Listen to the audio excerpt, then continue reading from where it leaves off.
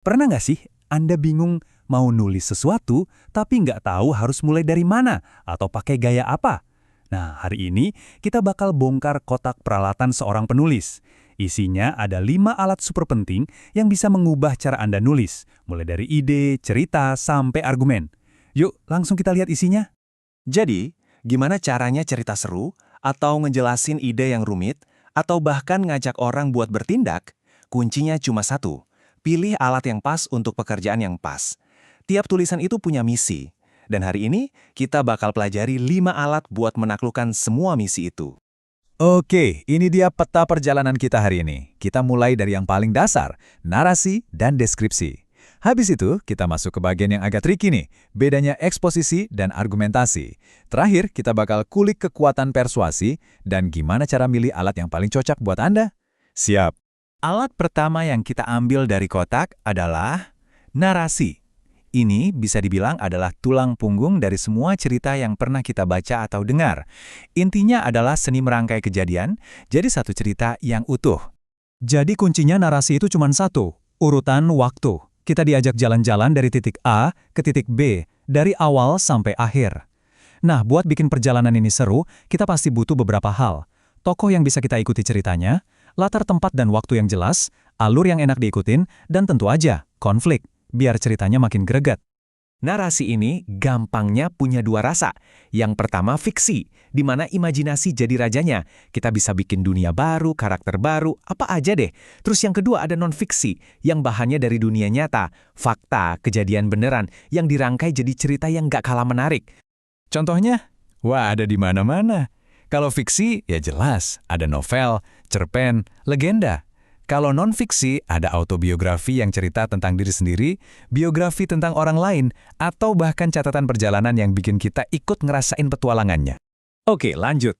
Kita ambil alat kedua, yaitu deskripsi. Kalau tadi narasi ngejawab pertanyaan apa yang terjadi, nah deskripsi ini tugasnya menjawab kayak apa sih rasanya?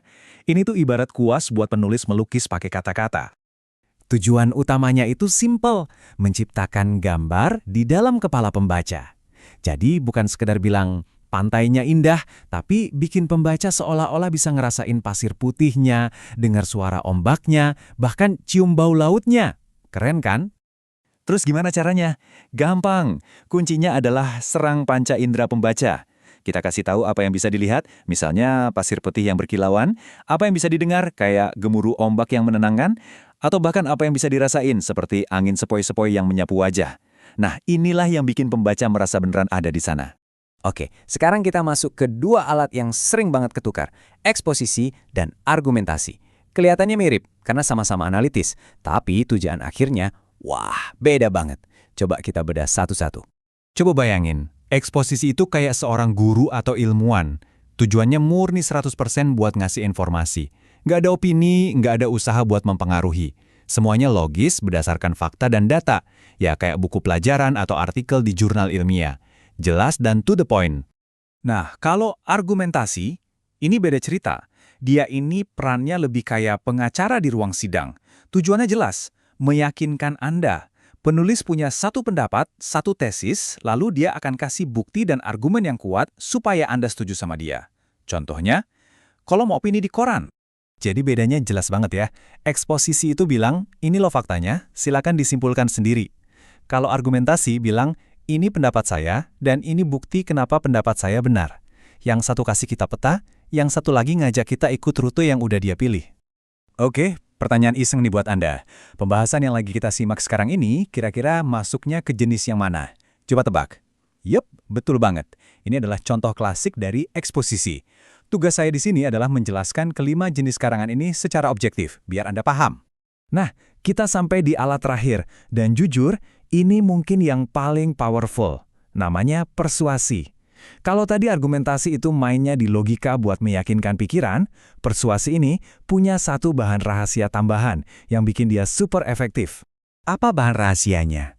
Emosi. Kuncinya ada di kata membujuk. Persuasi itu nggak cuma pakai logika, tapi juga menyentuh perasaan pembaca. Tujuannya bukan cuma biar Anda setuju, tapi biar Anda bergerak, biar Anda mau melakukan sesuatu. Gimana cara kerjanya? Biasanya sih, dia pakai bahasa yang menggugah emosi, ada ajakan langsung yang bikin kita merasa harus cepat-cepat bertindak, kayak diskon 50% hanya hari ini, atau pakai cerita yang bikin kita jadi simpati. Coba deh pikirin iklan, kampanye sosial, atau pidato-pidato motivasi. Itu semua persuasi. Jadi ini dia perbedaan kuncinya.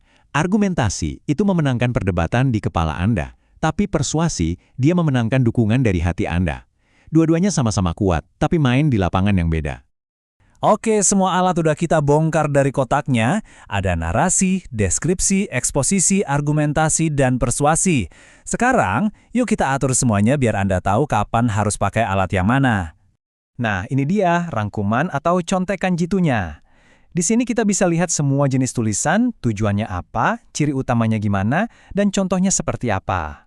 Mulai dari yang cuma mau cerita sampai yang mau ngajak bertindak. Simpan ini baik-baik ya. Ini panduan cepat Anda buat setiap pekerjaan menulis. Pada akhirnya, semua ini tujuannya cuma satu, komunikasi yang efektif. Kalau Anda paham kapan harus pakai alat yang mana, pesan yang ingin Anda sampaikan pasti akan jauh lebih kuat, lebih jelas, dan lebih mengena. Inilah fondasi dasarnya. Jadi, sekarang kotak peralatan Anda sudah penuh. Pertanyaannya, untuk tulisan Anda berikutnya, entah itu email buat bos, laporan kerja, atau bahkan sekedar postingan di media sosial, alat mana yang bakal Anda pakai duluan, pilihan ada di tangan Anda.